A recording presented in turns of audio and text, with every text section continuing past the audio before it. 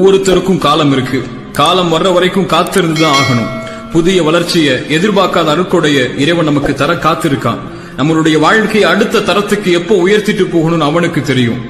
இதை எதையுமே நம்மளால உருவாக்க முடியாதுன்னு நமக்கு தெரியும். காத்திருக்கக்கூடிய நேரத்தில் எப்படி நடக்கிறோம், இறைவன்கிட்ட எப்படி நடந்து கொள்றோம், அவன்கிட்ட எப்படி நன்றியோடு இருக்குங்கிற விஷயத்தை கொண்டுதான் அடுத்த தரத்துக்கு நம்முடைய வாழ்க்கை நகரும். உண்மை என்னன்னா, நம்ம யாருமே இதை புரிஞ்சிக்காம காத்திருக்கக்கூடிய நேரத்துல அவசரப்படுறோம், பொறுமை இழக்கிறோம், நொடிஞ்சு போறோம், கவலை அடைகிறோம். ஏன் உடனே நடக்கலன்னு ஏக்கத்துடைய நேரங்களை வீணாக்குறோம். இப்ப ஏன் இறைவன் கொடுக்கலன்னு சொல்லி அவன் அவசரப்படுத்துறோம்.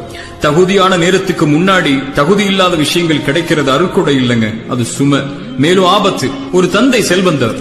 அவர் செல்வந்தவங்கிற காரணத்துக்காக 6 வயசு பையன் விலையுயர்ந்த காரை ஓட்ட கேட்கிறாங்கிறதுக்காக கொடுக்க மாட்டார். ஏன்? 6 வயசுல அந்த காரை ஓட்டுறது ஆபத்துன்னு அவருக்கு தெரியும். ஒரு தந்தைக்கே இந்த அக்கறை இருக்குன்னா 99 மடங்கு தந்தையை விட அன்பு வச்சிருக்க